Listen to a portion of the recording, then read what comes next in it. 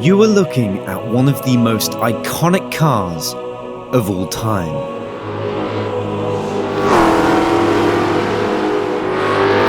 This is the Ford GT40. It's the product of one of the greatest battles in motorsport history.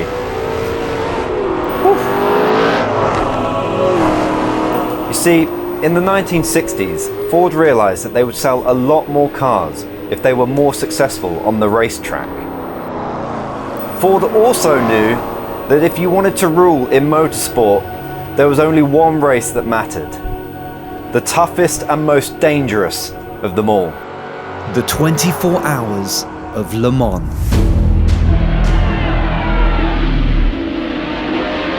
At the start of the 60s, Ferrari had won Le Mans year after year after year.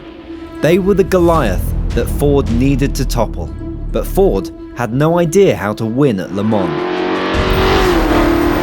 Despite its dominance on the track, Ferrari had deep financial hardships, so when Henry Ford II offered to buy Ferrari for $16 million, Enzo Ferrari agreed.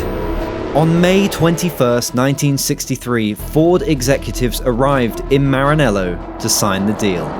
But while reading through the contract, Enzo Ferrari stopped. A clause in the contract that would sign over control of the motorsport side of the business had rubbed Enzo the wrong way.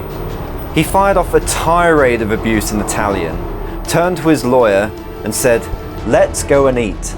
And then they got up and walked out on a room full of stunned Ford executives. With that, Henry Ford issued the order. Build me a car that would crush Ferrari at Le Mans. It was a technical challenge like no other. They had to build a car capable of over 200 miles per hour, and it had to be reliable enough to last the 24 hours of Le Mans, a race where you drive flat out for 3,000 miles and change gears over 9,000 times. Oh, and they only had 10 months to do it. From that mountain of a task emerged this. With its aerodynamic shape and standing at only 40 inches tall, hence the name GT40, it promised to soar through the air like a bullet. Combined with a 4.2-litre V8, the 200 miles per hour target seemed within reach. However, Ford found out the hard way that a race car on paper is very different to a race car on a track. When they brought the GT40 here to Le Mans to test it, it was incredibly fast, but horrifically unstable. It would spin its wheels on the straights. And I don't mean from a standing start like some yobbo in a Tesco car park. It was doing it at over 170 miles an hour. Various things could have caused the problems, but they never got to find out because later that day, the car crashed at 160 miles an hour. Now they had a spare GT40 to test, but the next day that crashed too.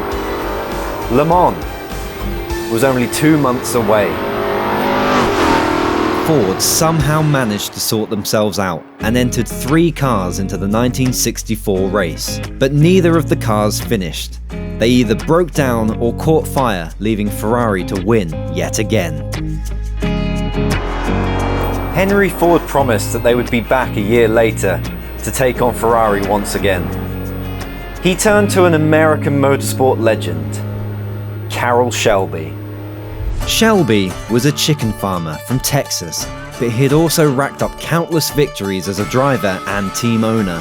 Now with the task of turning the GT40 into a winner, he put his top man on the job. A former Second World War tank commander from England, Ken Miles. Miles was known for speaking his mind, and after taking the car for a shakedown, he told Shelby and the Ford executives, "It's bloody awful." Then he got to work on improving the brakes, the aerodynamics, the engine, the handling, and reining in the car's terrifying high-speed instability. However, by the time the 1965 Le Mans race came around, Miles hadn't completely finished developing the car yet. 6 cars started, none finished. while the Italians picked up another victory to humiliate Ford once again. A determined Ford didn't give up. Instead, they returned a year later to Le Mans with hopes resting on this.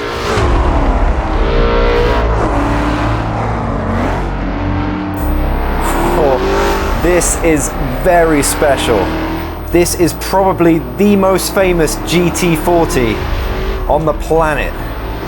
This is the car that Ken Miles drove in the 1966 24-hour of Le Mans. I better not crash it. It's worth well over $20 million.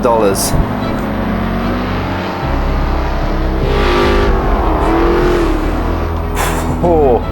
In this new GT40, Ken Miles logged thousands of test hours. It would no longer float about at high speeds. At 210 miles an hour, it was as if it was on rails. And Ford's huge R&D department had tackled the car's terrible reliability. The brakes would no longer cry for their mummy at the end of the long straight. The engine and transmission had their own personal trainers in the form of computerized test rigs, which would simulate the wear and tear of the entire 24 hours of Le Mans.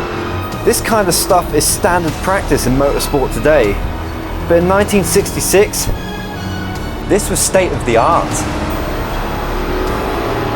For weight distribution, they sat the driver on the right side of the car, but to keep the American drivers comfortable, they stuck the gear stick on the right too, between the driver and the door.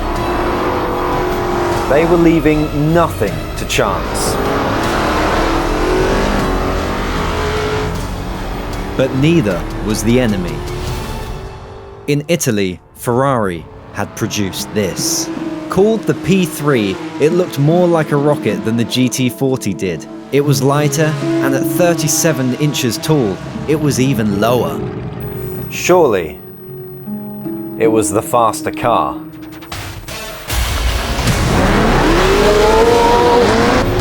And we're away. Oh. It's pretty close. But we are leaving the Ferrari behind as we reach top speed. This car is incredible. You see, where the GT40 boasted top speeds of over 210 miles an hour, the P3 maxed out at just 190. But Enzo Ferrari was willing to trade top speed for performance elsewhere.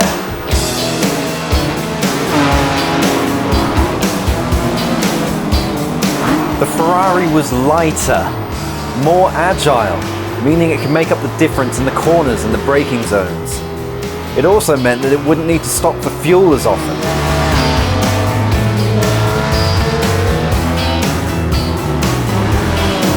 And with the magic of time travel, we're back in 1966.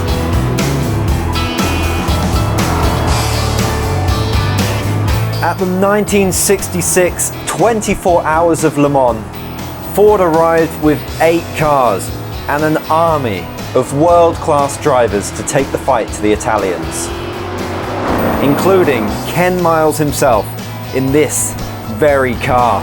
Ferrari, however, well, they showed up with just a trio of P3s, but Enzo had an ace up his sleeve. He had the fastest driver in the world. Formula One world champion John Surtees.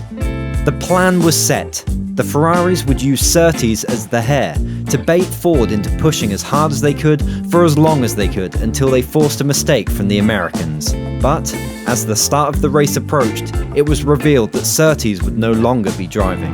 The problem was that the Ferrari team manager was playing his own political game.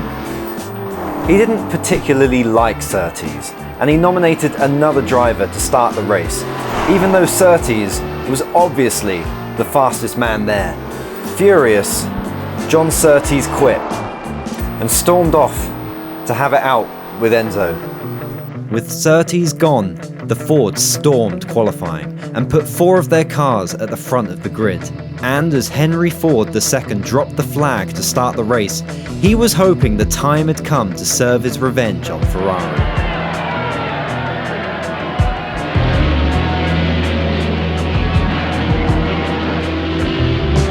To begin with, the Fords stormed into the lead, but after a few hours it was starting to look like a far too familiar story. As night fell, the Ferraris, with their greater agility and better fuel efficiency, were leading the race 1-2. 4 of the 8 GT40s were out of the race altogether. To add to the frustration, the Ford drivers were under strict orders not to push too hard for fear of breaking the cars. But one man wasn't listening. Ken Miles was in a league of his own, setting blistering lap times, and retook the lead for Ford. The Ferraris, well, they had no answer, and by the time the sun began to rise, they had either broken down or crashed. That afternoon, Henry Ford observed as his cars came home to an iconic 1-2-3 victory.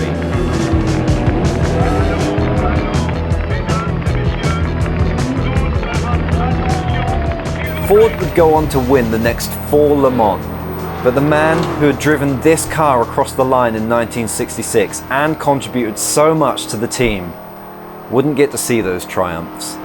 Ken Miles was killed 2 months after getting their first win, while testing the new GT40. Henry Ford's campaign to topple the Ferrari giant is one of the greatest battles in motorsport history, and it cost an untold amount of money. But look what we got out of it. One of the greatest cars in the world.